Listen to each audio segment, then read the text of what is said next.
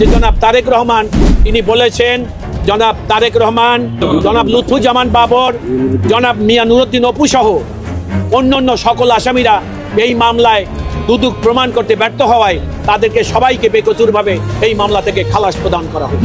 এই মামলাটা ভুয়া মামলা ছিল। দুদক 15 জন সাক্ষী উপস্থাপন করেছেন।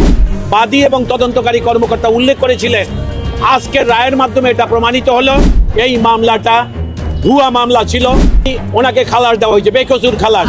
বিজ্ঞ আদালত রায় তাই সেই কথাই বললেন যে জনাব তারেক রহমান এই মামলা থেকে যেই ষড়যন্ত্র করে তাকে মামলা জোর করে তার ইচ্ছার বিরুদ্ধে দেশ থেকে বার করে দিয়েছিলেন, তিনি সেই মামলা থেকে আজকে তিনি মুক্তি পেলেন। ওনাকে খালাস দেওয়া হয়েছে, বেকসুর খালাস।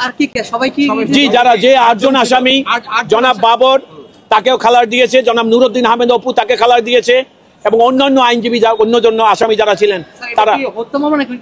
এটা ওই হত্যা মামলাকে কেন্দ্র করে ঘুষ লেনদেনের মামলা ছিল। এটা জনাব তারেক রহমানকে অন্যায়ভাবে ওই 11 সরকার ফাঁসানোর জন্যই এই মামলায় যেভাবে আমি বর্ণনা করলাম সেইভাবে তৈরি করেছিল। বিজ্ঞ আদালত তার রায় এইভাবে আদেশ দিয়েছেন। আর বিজ্ঞ আদালত বলেছেন যে তার আদালতে দুদক 15 জন সাক্ষী উপস্থাপন করেছেন। আমি 15 জন সাক্ষীর বক্তব্য বিচার বিশ্লেষণ করে দেখলাম যে এই মামলাটি মিজারাবল্লি ফেল করেছে দুদক প্রমাণ করতে।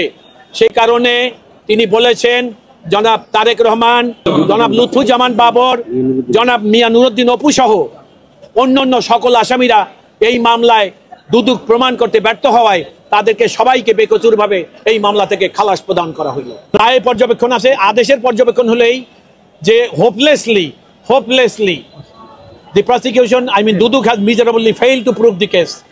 সেই কারণে আসামিরা সবাই বেকসুর, এইটাই ছিল আদালতে, সবাই বেকসুর এবং সেই কারণে সবাইকে এই মামলার দায় থেকে সম্মানজনকভাবে খালাস প্রদান করা হলো।